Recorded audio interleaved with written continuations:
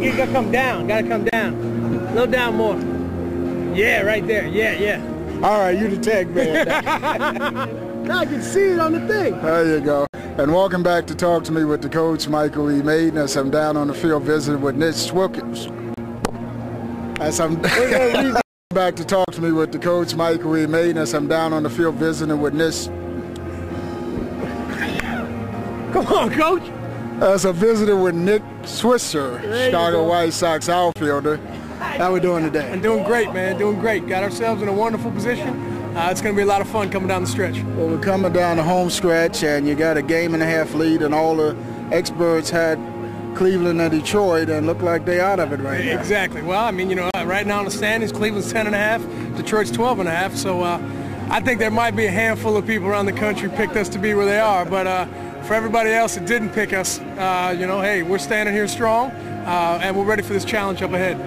Well, you guys been on a power surge lately, and especially you. What's up with the home runs? It's been a lot of fun, man, and I think, you know, I mean, home runs anymore in this day and age is a lot more fun for the fans and this and that. And we got a bunch of guys on this team that can hit the long ball, and yeah, we've done a tremendous job. I mean, as much as we'd like to think most of our runs haven't scored off the home run, they really have, you know, and that's a big part of our game.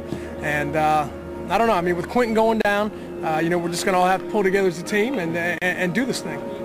You know, we got a lot of youngsters that watch our show, about 3 million actually. Yeah. And they all have that dream of playing in the big leagues. How much pressure is it at this point in time to be in the big leagues and in playoff contention? Well, you know, I mean, for me, you know, I'm one of those guys that I have fun every day. It's hard to put pressure on me. I think, you know, as not only as a kid, but coming up through the system and making my way here, I don't think anyone put more pressure on myself than I did. And I think that's the biggest thing. And, you know, every day I get to go out on this beautiful piece of grass and play my game.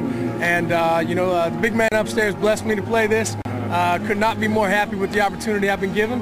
And, you know, I don't want to be 50 years old sitting on a rocking chair wishing I would have done something. So, you know, I want to go out there, have fun, and be the best I can every day.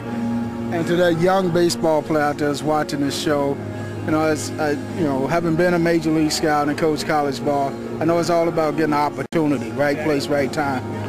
When would you say you got your opportunity? I don't know. You know, I think in 2004, coming up in AAA, you know, that was my shot. As a matter of fact, Jermaine Dye went down with I think he broke his thumb or his finger, and that was my time to shine. And I think the biggest thing about it is those opportunities don't come along very often.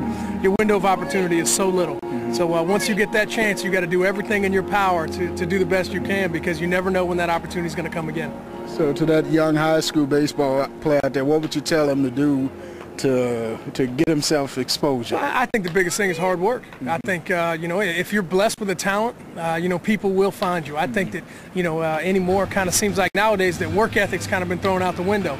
A lot of people think a lot of things will be given to them. In this game, and I think life in general, things are not given to you. You go out there and take them. So every opportunity you get, in my mind, I would tell you to go take those opportunities, make the best of them, and make a name for yourself.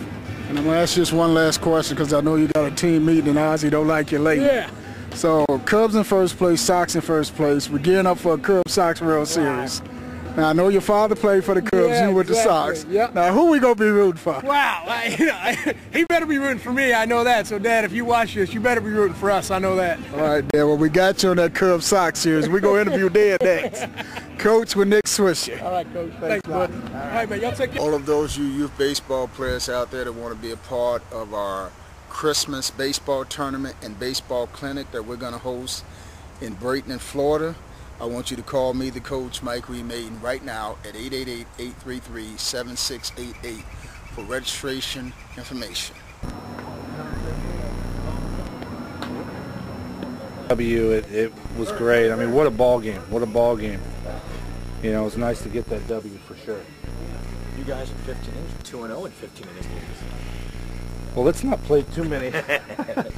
You know, if we got to win them, we got to win them. But again, you know, it's a great win. You know, hopefully they have a very good club. You got to credit them, and to do that against them, you know, is great.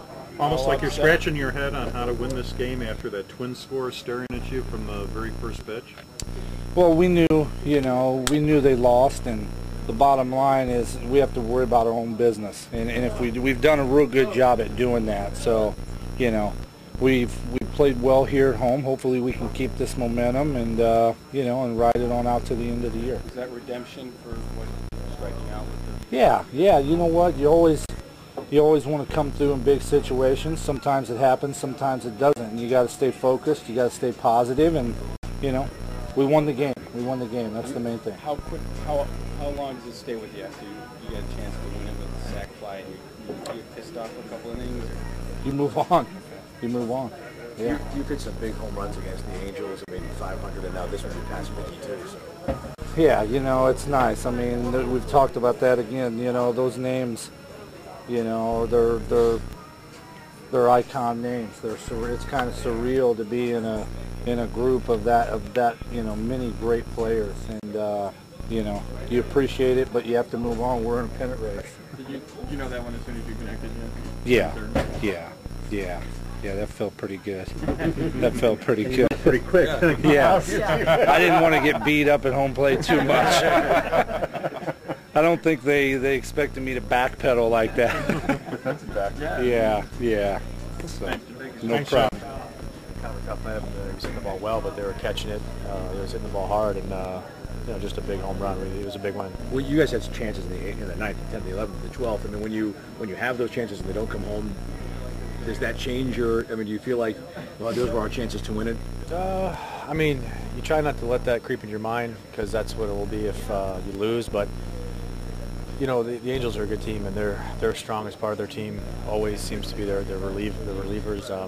And in those situations, I think it wasn't so much that we gave it away as much as they just beat us, and I think that is a little bit easier to swallow. They just have, they're good. There's a reason why they're at where they're at, and it's those guys in the bullpen. So you just kind of laugh it off and just keep going. And I thought everybody's spirit stayed really good during the game, and we knew our bullpen was strong. I think we had more arms left than they did, so that kind of made you feel better about it. And just we knew if somebody just got one good pitch to hit, maybe we hit a homer and that'd be it.